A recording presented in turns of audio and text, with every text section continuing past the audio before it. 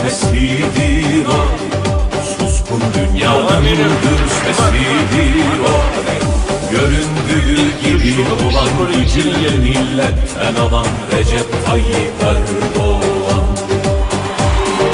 Göründüğü gibi olan gücünü milletten alan Recep Tayyip Erdoğan. afgambigii fashilmay ee dalka Turkiga waxa uu qorshaysnaa bishii Agost mana jirin haba yaraatee wuxuu arrinkaasi ka ogaa maamulkii madaxweyne Erdogan hase ahaatee laba maalin ka hor markii la fulin lahaa inqilaabka militari ayaa dalkaasi waxaa gaartay Cristiana Amanba oo ah saxafiyad asal ahaan Iiraaniyada balse haysata dhalashada dalka Ingiriiska sidoo kalena ah madaxwariyaasha dibadda ee TV-ga CNN ee laga leeyahay dalka Mareykanka haweeneydan 58 jirka ayaa qalab warbaahineed oo casri ah geysay caasimadda Ankara iyo waliba magaalada Istanbul waxaana laba xarumood oo aad u qalabaysan ay ka samaysay labadaasi magaalo walow TV-ga markii horeba halkaasi u saldhigay ku lahaa waaxda difaaca Mareykanka ee Pentagon-ka ayaa xiriir aad u wanaagsan la leh telefishinka CNN waana xarunta warbaahineed ee awoodda u leh inay ogaato sirta hoose ee dawladda gaar ahaan abaabulka afgambiyada dibadda sida la sheegay booqashada Cristiana Amanba ayaa looga gol lahaa in si toos ay u soo tabiso wararka la xiriira inqilaabka iyadoo waliba dacayada soo jiidashada u samaysan lahayd kooxaha militariga ah ee markaasi afgambiga wada ogow gabadhan ayaa laga mamnuucay inay tagto wadamo dhowr ah dalkii ay safar ku tagtaana badanaa waxaa la aaminsan yahay inuu inqilaab militari ka dhaco laakiin Turkiga ayay arrintan ka hoos baxday dalalka Russia, Iran iyo Syria waxaa la fahamsan yahay inay ogaayeen abaabulka inqilaabka oo la leeyahay waxaa hogaaminayay Mareykanka iyadoo laga duulayo arrinkaasi ayuu madaxweyne Vladimir Putin waxa uu la taliye sare oo dhanka ammaanka oo qarsoodi ah u diray dalkaasi Turkiga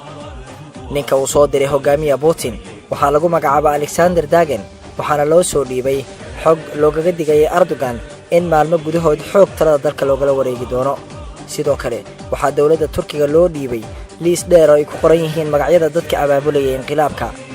bil kadib markii uu Ruushka dhambalkaasi gaarsiiyay Ankara waxaa bilowday afgambigii oo markii horeba qorshaysnaa in la fuliyo Agost laakiin waa la soo hormariyay oo waxaa laga dhigay July kadib markii militariga ay ka baqeen in la fahmo sirtooda oo qayb ahaanba fakatay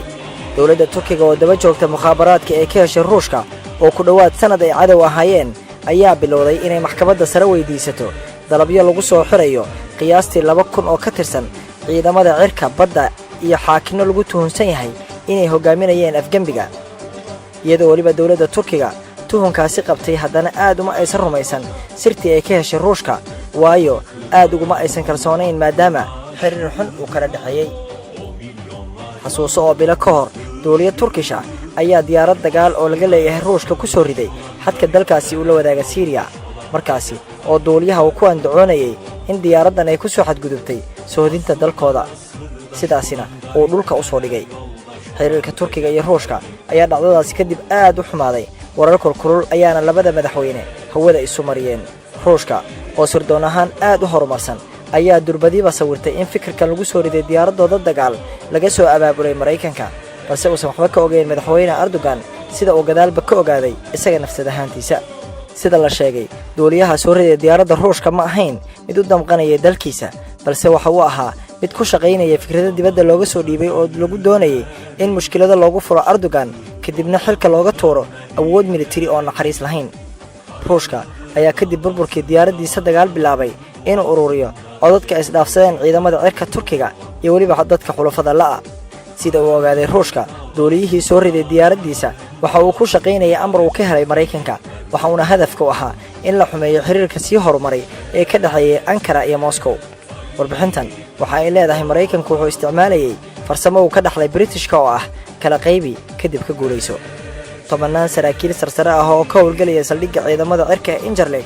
oo isticmaalaan ciidamada Mareykanka ee la dagaalama Daesh ayaa xabsiga loo taxaabay taasi oo lagu micneeyay in dawladda Turkiga abaabulka inqilaabka militari ay ku tuhuntay maamulka Washington walow madaxweyne Obama uu beeniyay warkaasi si aan loo fahmin wakiilkii ka socday madaxweyne Putin ee Erdogan sirta u waday afgembiga waxa uu soo maray magaalooyin badan sida Astana, kadib Tehran, Damascus, Nicosia, isagoo ugu dambeyn sidaa ku yimid magaalada Ankara, halkaasi oo kula kulmay Barak saabka caasimadda oo ah nin kalsooni xad dhaaf ay kala dhacayso madaxweyne Erdogan. Waji ka waji ayaa loo wada hadlay. Ruushka ayaana soo bandhigay faylal tira badan oo uu ku ururiyay xogta la xiriirta afgembiga iyo waliba sida loo sameeyo qorshaha min bilow ilaa dhamaad. bilowgii wada hadalka looma sheegin Erdogan iyo waliba saaxiibadiisa hoose, xataa maba aysan ogeyn imaashiyaha wakiil Daagin. Putin ayaa raganimo u muujiyay Erdogan maadaama isagoo la dagaalsan uusan ka aamusin, balse uu ka caawiyay sir dhib ku noqon lahayd haddii ay haleesho madaxweyne Erdogan iyo waliba qarankiisa Turkiga. 24 saac kadib markii uu fashilmay inqilaabka Turkiga oo sida la sheegayna ay markaasi waaxda difaaca iyo waliba sirdoonka Mareykanka ay TV-yada hor fadhiyeen si ay ula socdaan halka ay hawsha marayso iyo waliba sida loo burburinayo dawladda doorashada ku timid, waxaa durbadiiba isbedelay go'aankii Washington oo ku baraarugtay kadibna si aan la jeclaysan uga hadashay dhacdadan. garoonka diyaaradaha Incirlik oo saldhig u ahaa ciidamada NATO ee hogaaminayay Mareykanka ayaa xilligii afgembiga uu socday waxaa halkaasi ka duulayay diyaaradaha dagaalka militariga oo duqeynayay Ankara iyo Istanbul, kuwaasi oo xitaa isku dayay inay hawada ku qaarijiyaan madaxweyne Erdogan. iyadoo Mareykanka uusan Turkiga uga digin dhaqdhaqaaqaasi inqilaab ayuu haddana ku darsaday in garoonkii uu maamulayay ay ka soo duulaan diyaarado uu og yahay inay burburinayaan dawladda uu hogaamiyo madaxweyne aad ay isugu dhow yihiin oo waliba saaxiibadiisii kale uga go'ay. wadaadka Fatxullah Gulen oo ku nool gobolka Pennsylvania ee dalka Mareykanka sida la aaminsan yahayna caawinaad ka hela CIA-da Mareykanka ayaa la sheegay inuu soo xirtay boorsooyinkiisa waxa uuna noqon lahaa madaxweynaha dalka Turkiga haddii uu afgembigaasi guuleysto. xaqiiqada aysan cidina ku sheegin ayaa ah in 7 ka mid ah diyaaradaha dagaalka Ruushka oo caawinaad ka helay qalabka difaaca S-400 diyaaradaha afgembiga ay ugu hanjabeen inay soo ridi doonaan haddii uu soo qabto raadaarkooda,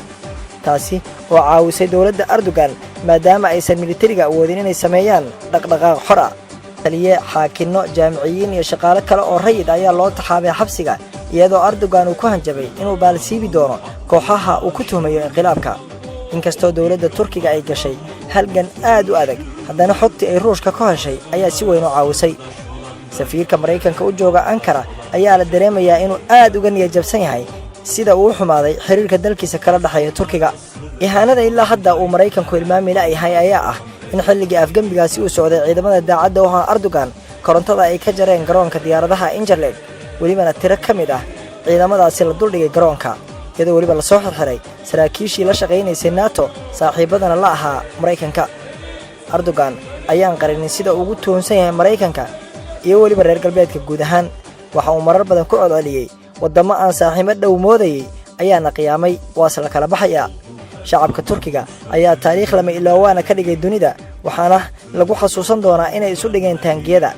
taasi oo la tilmaamay inay tahay geesinimo xad dhaaf iyo weliba inay caalamka barayeen sida loo daafacdo dawlad doorasho ku timid.